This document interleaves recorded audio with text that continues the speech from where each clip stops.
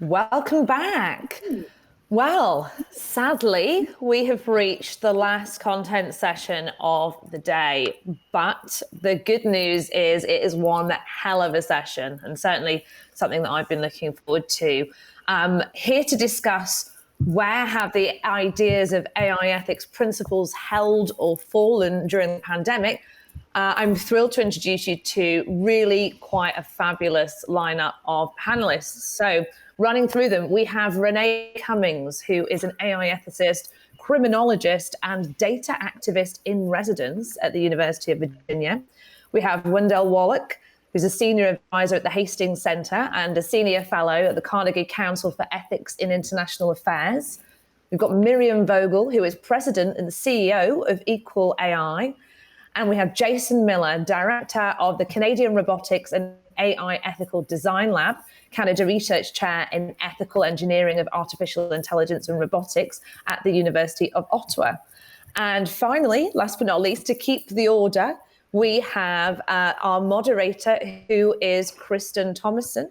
Kristen is acting assistant professor at the Peter A. Allard School of Law at the University of British Columbia. So, over to you, Kristen.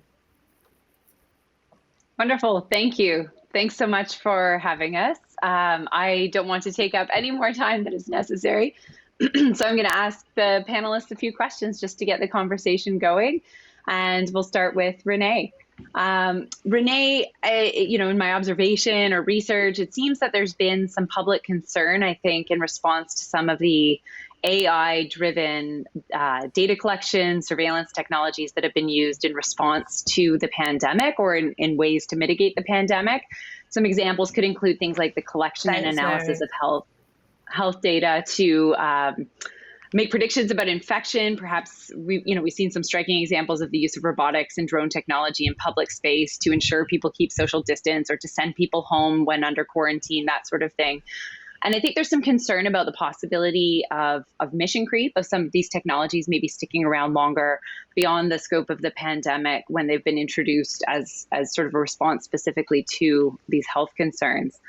As an expert on justice-oriented and social justice AI, I would really love to hear your thoughts on this use of surveillance tools to police the pandemic.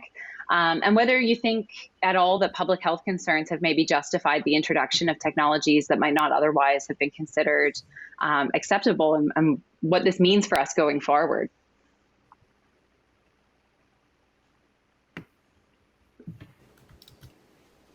Thank you, Kristen, and of course, hello to my wonderful panelists, and it's certainly an honor to be here. So I think for me, the potential of data and AI to accelerate our knowledge and understanding and the actions to counter a pandemic makes AI really a superpower in the global race for solutions. And while we appreciate and celebrate the power of AI to save lives, I think we must never underestimate the power of AI to destroy lives. So a critical ethical concern during a pandemic would be data systems integration between AI, public health, law enforcement, and of course, national security. And that's how healthcare can move from helping and healing to hurting and harming. The debate is already on about the dangers of the vaccine passport and its impact on privacy, informed consent, mobility access, and how it could exacerbate bias and discrimination through a greater stratification of society, creating a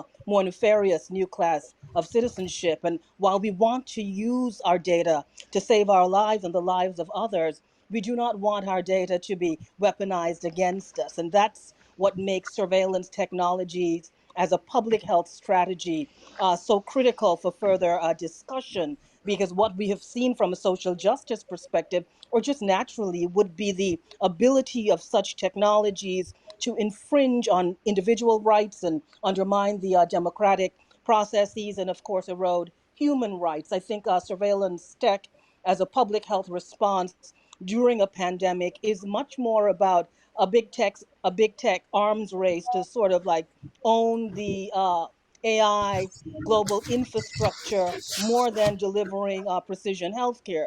I think surveillance tech is about big tech really stocking up its artillery of AI firepower excessive, intensive, and intrusive surveillance create a law enforcement and national security nightmare and a very destructive narrative that sends a direct message of the criminalization of public health interventions, which may send the very people who need health care underground because of fear, the fear of being publicly shamed, stigmatized, or even discriminated and persecuted because of health status. And if that data gets into the wrong hands, especially in countries where there are oppressive regimes, we know how that could end up. And, if we want to think about it in a broader context, some would say big tech is also a very oppressive regime. And as we have seen, a pandemic provides the perfect territory for aggressive data acquisition, and data can be used as a mechanism of social control. It is very unlikely that AI systems or new and emerging technologies deployed in a pandemic will be dismantled after the pandemic, and these systems will be put to other use. And I think the big concern is what the use would be after the pandemic. And I think what we've got to do is really strike an ethical balance between deploying technology and keeping healthcare data safe and protected as we install technical systems and the right kind of thinking, awareness, consciousness, and of course, due diligence to detect and mitigate against bias and discrimination in healthcare solutions. I think it really comes down to us. What types of concessions are we willing to make during a pandemic for clinical care and public safety? Because civil liberties are critical to the pandemic prevention equation. And that's what surveillance technology really does. It wakes us up to those questions. And what's required is always an ethical environment where there is stewardship and public trust, accountability, disclosure, openness, oversight, transparency, erecting those ethical guardrails as additional safety measures throughout the design, development, and deployment of the life cycle of AI. So a social justice approach from me to the deployment of algorithms in healthcare and public health is critical to provide those checks and balances against inequality, inequity, and injustice, because I think what we've all realized is the challenge with AI is not what we know, but always what we don't know. So that's how I see it. Wow, thank you for that. It almost sounds in a way like without those proper safeguards, there's almost a public health threat emerging out of this public health response. That's, yeah, thank you for that really insightful answer. And I think building on that, we can turn to, Wendell and Miriam, you both do work dealing with inequity and structural inequality and the ways in which AI systems can embed and exacerbate that, which Renée has really highlighted already for us. So maybe I'll turn the next question to both of you. You can each take a turn to respond, drawing from your respective expertise and work experience. But even before the pandemic began, I think it was well documented that AI systems can replicate and exacerbate social inequality, and perhaps even the whole digital economy actually exacerbates this reality. In your observations or in your research or your work, how has this either been addressed during the pandemic, or how has this been exacerbated or actualized during the pandemic through the introduction of or use of AI systems? And in particular, what should we be thinking about in terms of governance moving forward? I wonder if maybe, Wendell, you want to start, and you can maybe start by speaking to your new initiative at the Carnegie Council for Ethics that you co-lead with Anya Casperson. And then Miriam, I would love to hear more about your insights into this issue and how it intersects with your work with Equal AI and with the private sector. Well, thank you very much. At the Carnegie Council for Ethics and International Affairs, we started a new initiative called AI and Equality, and Renée is among our advisors on that initiative. We started it because we realized that the intersection between artificial intelligence, and not just artificial intelligence, but artificial intelligence and the digital economy more broadly, and its impact on structural inequalities and new forms of inequities was much more broad, touched on a vast areas of human life, and perhaps wasn't being given full attention. So while on the one hand, there's a lot of talk about AI for good, and there's been movement on AI principles, and we have had a lot of discussions during the pandemic about how we might operationalize those principles, I would argue that very little of that operationalization has actually been put into effect. And meanwhile, the pandemic has exacerbated structural inequalities and has exacerbated the adoption of digital technologies and AI algorithms in a way that has been detrimental. And I think you'll continue to hear more of this as we talk on in terms of how surveillance has been legitimized by trying to track how there are forms of inequality or inequities that are being institutionalized now that we didn't even think about. So such as the impact on consumers, whether we're getting much more into the collection of data that is enabled in corporations to customize pricing for people, and therefore those who are perhaps most strategic in paying lower prices get the benefit of those, but those who are not as strategic and do not understand the technologies as well, they might get higher pricing. But the bigger impact is that we become more dependent on digital technologies, meaning the digital economy has expanded much more quickly than anybody had suspected. Excuse me, the heads of Microsoft felt that actually they met a year's goals within 2 months. So every 2 months, they were in effect picking up a year that they had strategized for. Excuse me. Those of us who invest in digital technologies have gotten wealthier, and meanwhile, half the world has lost its work. Furthermore, accessibility has slowed down. So let me stop there for a moment.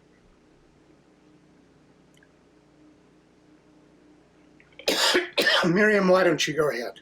Oh, sure. Yes, Miriam, I'd love to hear about your work with Equal AI and in particular in intersecting with the private sector in this regard.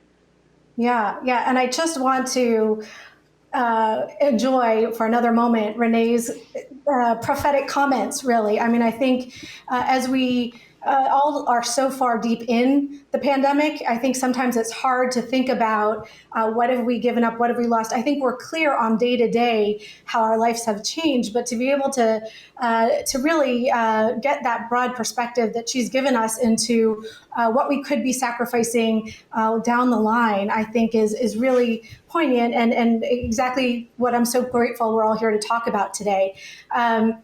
I think it's fair to say that without AI and tech advances, we would have had a much harder pandemic. It would have been, on so many levels, even more challenging for all of us.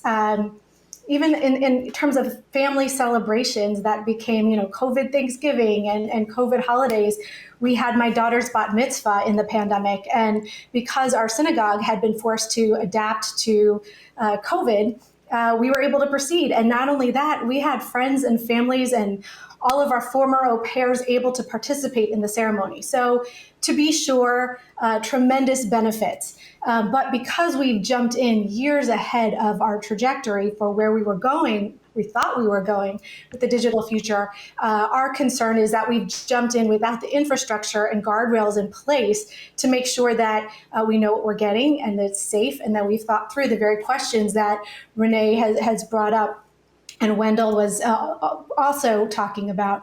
So for instance, as Renée talked about in the healthcare space, it's very exciting that we've been able to move to telehealth when people were homebound. And while that has been transformative and sometimes life-saving, how many companies that were selling their AI products tested underrepresented populations or made notes of the populations for whom their success rates were not as successful. So, one thing that we're very concerned about is that algorithms have demonstrated to be very helpful in cancer lesion identification, but not as successful in some cases for persons of color or other person for whom there's not as adequate data set for the data testing and other pieces of the process. So not only do you have the situation where a cancer could be there and missed as a false negative, but you also have the harm where people could have known that. The doctor could have known that there was this likely false negative, but is not on notice because they're relying on this AI system that seems neutral and scientific. Likewise, we've seen that the drones capture footage of protests after the Black Lives Matter movement. What's happening with that data? Are there limits to how that footage has been captured or how it will be used? It's very personal to us in our homes, mine in particular, where TikTok has become a new family member. And for my younger daughter, it's been Roblox, where the Wall Street Journal reported today that the number of daily users on that platform is now 32.6 million, more than half of whom are under 13 years old. So what could go wrong there in terms of the data that's collected in this kind of Wild West situation we're in, where there's not clear guidelines. Thank you for asking where Equal AI is on this. We have a few different ways that we try to address this issue. First is we try to work with companies who don't think of themselves necessarily always as AI companies. There are certain companies, obviously, that come to mind when you talk about an AI company, but many, if not most companies are now AI companies based on the pivotal ways that they're using it in hiring, in healthcare, in finance determinations. And so we do things like we had a pledge we issued last summer where companies could say more than we support ending discrimination and actually commit to 3 steps to reducing bias in their AI. We're launching a badge program next month for senior executives to be trained on what does it mean to have a responsible AI governance system in place. And particularly what we want to do is help answer that question at a time when companies are having to navigate that on their own. Countries are starting to answer that question, but not at the same pace where we were on AI, let alone where we've jumped in during the pandemic. And so we also work with the government. We have an op-ed that is due out, I think, today in TechCrunch with our advice to the administration on ways that we think the U.S. government could be a partner in ensuring that we not only have strong AI, but responsible AI, which we would argue has to be one and the same. There are laws on the books that have yet to be applied that AI that are clearly there for and should be applicable, due process considerations, et cetera, in addition to the new laws that should be put on the books. So I'll stop there, but very excited to talk more about ways that we are trying to help with the businesses, with the lawmakers. And the third piece I should add is we're also trying to work with lawyers who we think need to be doing more to support companies and others, ensure that they do less harm and that they have less liability down the road. Yeah, that's also like such interesting comments coming from each of you in thinking about how the pandemic has shifted or impacted the way that we're using AI and some of the problematic consequences that we're seeing. But also, Miriam, I really appreciate hearing some of the ways that, to think about and strategize about moving forward, especially with some of the companies that are really facilitating the introduction of these technologies. A really important thread, I think, between what you were just saying, Miriam, and what you said, Renée, about I'm paraphrasing this myself, but the ways in which the pandemic has kind of sped up the introduction of technologies and maybe the structures aren't in place to really restrain some of those uses and how we should pay close attention to that and what impact that will have on those who will be affected. I'm curious, Jason, to come to you, almost like taking the flip side of that coin, to think about, the ways in which AI ethics principles are very important in helping to guide or direct the development of new systems, at least ones that should in theory be benefiting society. But presumably those guidelines really need to be flexible to respond to, what I would say is a relatively unforeseen or unexpected emergency, like something like the pandemic that we're currently facing. I wonder if in your research or experience, like, has there ever been an occasion or examples that you would point to where ethics principles might have hindered in some way the adoption or use of beneficial technologies that could be used to respond to a pandemic like this? And if so, how do we prepare for the next, knock on wood, hopefully no time soon, but the next kind of worldwide challenge like this one? Like, what lessons can we draw out of this experience to apply to the future?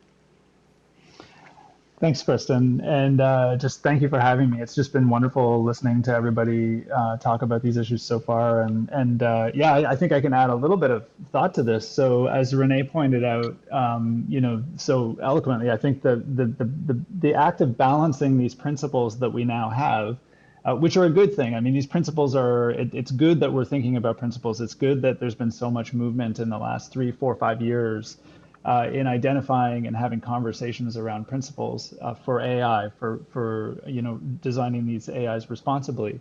But as Renée pointed out, the principles need to be balanced when you're implementing them. And all of these principles can, in really fascinating ways, come in conflict with one another while you're trying to develop or implement a certain AI system. And as good as these principles are, figuring out what the principles mean in practice, as Wendell points out, we're starting to talk about the principles, starting to talk about how to operationalize them. But a lot of the really tough work is in figuring out what a principle means in application for a particular technology and a particular context, given a particular set of stakeholders or individuals or groups who are going to be impacted by that technology. And so, and that really is the tough thing. And so in the lab that I run, what we're doing is a lot of research on really having conversations about what those principles mean in those particular technologies and technological contexts, and trying to go from the principle to operationalizing in terms of getting right into the code or getting right into engineering requirements for systems and so on and so forth. And one of the technologies that we've been looking at and we spent a lot of time looking at last summer and in the fall were these contact tracing apps that were being proposed at the time when we started getting into this, and that we saw come to fruition in many, if not most, countries in the world. We certainly have a list on our website, the lab website, that summarizes all of the different contact tracing apps that we came across, so a number of news stories for each one of them, and kind of an analysis of what each one of those contact tracing apps looked like. What we found early on was that although there were proposals to have AI included in a lot of these tools, in many cases, I think to help, that could have helped in making these apps in some ways, more effective in their application. What we saw interestingly, and for I think good historical reasons, is that privacy became the principle that was dominating the conversation. People were very worried about their privacy, rightly so, especially in these different contexts, like political contexts of one country to another. Having a contact tracing app that's collecting all sorts of information about you could mean very different things. And so we were looking at it from a Canadian perspective, but also trying to keep in mind what that global perspective looked like. But what we found was that privacy essentially won from where we're standing, the research that we were doing, privacy seems to have won the day. So what that meant for these contact tracing apps was that when they actually got rolled out, functionally they did very little. So it feels like the balance, if I'm provoking here, I want to say that we focused too much on privacy in this case, in a pandemic. We could have maybe gotten some more functionality out of these apps than we did. The apps really don't tell you much. They don't add anything on top of the public health layers of contact tracing that we already continue to have in place. We found in our research globally, we found very few, if any, clear success stories of these apps doing anything at all, really, to increase the safety of citizens in different countries. And so, and this is, I think, especially true of the Google Apple exposure notification system that was rolled out. So, I mean, from a researcher's perspective, it raises the question, did we get the balancing act right in this particular case, given what maybe we could have accomplished with something like a contact tracing app? And certainly, you know, I teach, I run classes where I get my students to think about this and propose alternative designs for these things. And we came up with some, when we took into account like privacy by design and other ways of thinking about these apps, we came up with all sorts of interesting alternatives that seem to have been missed, you know, provocatively, I would say, because we overemphasized the importance of privacy in this context. I'll leave it at there, but I think it serves as an example, a cautionary example that it is, even with the principles, you're going to sometimes get the balancing act, I think, incorrectly, and that the balancing act is much more complex than I think, or at least it's complex, and we need to focus on a lot more on the balancing act than just identifying the principles.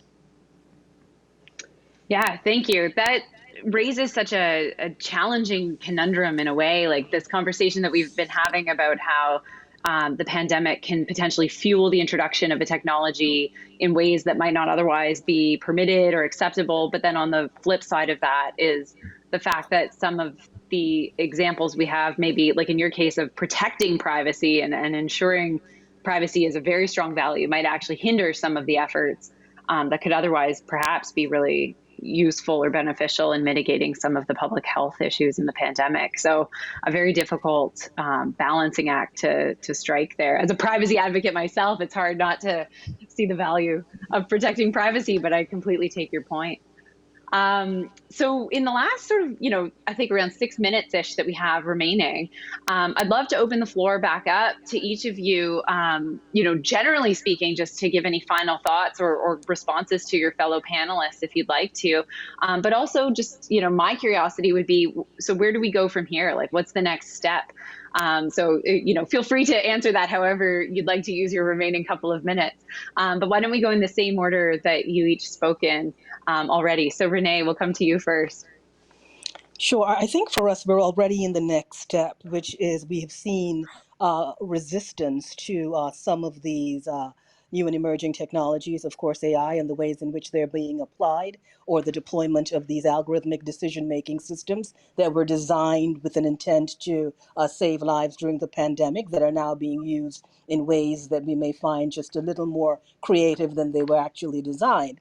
I think what we've also seen is the growth of an extraordinary community when it comes to AI ethics and data ethics and responsible tech. So those guardrails are being erected very robustly because the voice of the community is very strong. I'm very passionate about AI, and I'm also as passionate about the protections when it comes to populations and groups who may be unrepresented and underrepresented. So how do we move forward? I think we move forward with the consciousness and the vigilance that makes us understand that whatever these technologies are, whatever we're planning to sacrifice, we've got to really appreciate what we're sacrificing for clinical care or public health. And we've also got to appreciate the unethical deployment of technology is definitely not a public health or a national security or a law enforcement strategy. And I think we've got to be extremely vigilant when it comes to duty of care, when it comes to technologies doing no harm, and when it comes to really understanding the long-term impacts of data in society and really ensuring that all groups, their voices are amplified and all groups are visible. And we really provide the kinds of protections that are required to ensure that ethics and innovation could exist in the same space. Thank you. I'm vigorously nodding my head along with your final thoughts there. Wendell, we'll turn to you. Thank you. Jason brings up the central problem that comes up in the application of all principles, all values, all ethics. There are trade-offs. And we like to think of ethics as absolutes. There are very few situations in which we commit to absolutes. So we need to begin looking at the trade-offs, and we need to look at these trade-offs in every single application. When you start talking about AI, you're talking about hundreds of thousands of different applications. And each one is going to have to be subjected to these kinds of evaluations. Now, the good news is 10 years ago, there may have been 100 or 200 of us who even cared about these issues at all, or at least talked about it. Suddenly we have 10,000, and we have maybe even more engineers and people working in corporations and so forth who are trying to think about the application of these very broad principles to specific cases.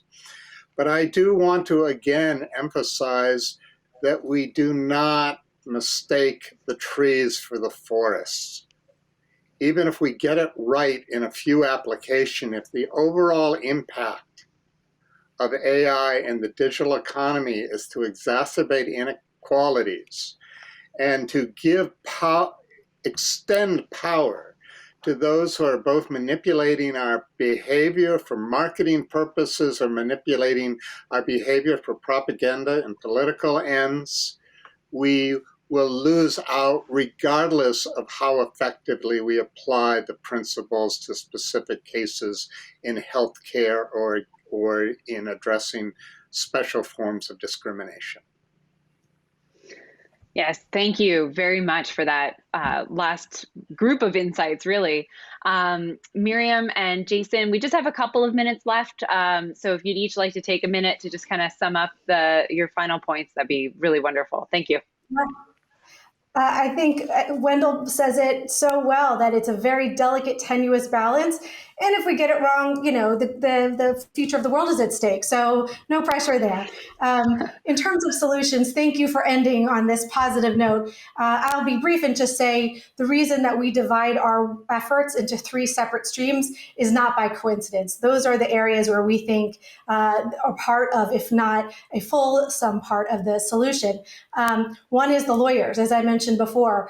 Lawyers are afraid to speak AI for the most part right now and are not doing enough to make sure that their clients' products are safe and inclusive and ready to go to market for the broader population.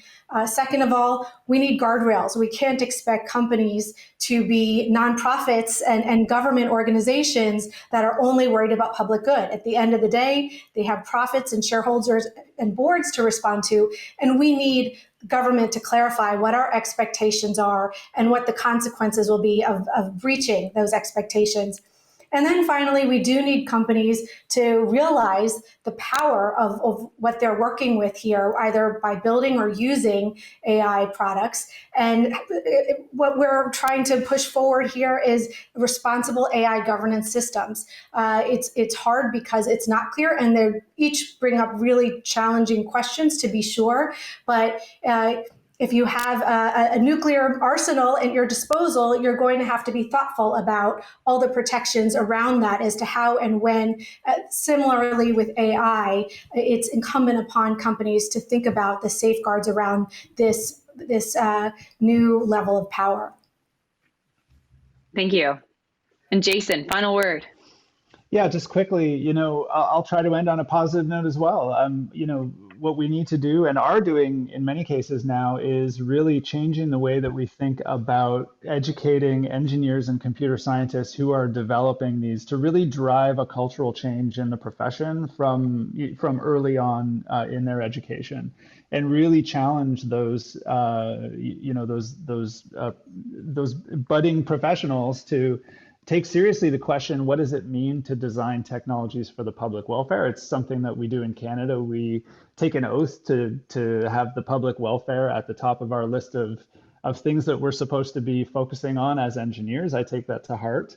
But we really need to drive the conversation among you know, young professionals and ask them, what does that mean in today's data-driven, AI-driven you know, economies? And as we roll these technologies out into society, we need to have a more sophisticated conversation around those sets of questions. And I think, you know, I'm hopeful that that will at least play a part in changing the way that these systems are developed in the future.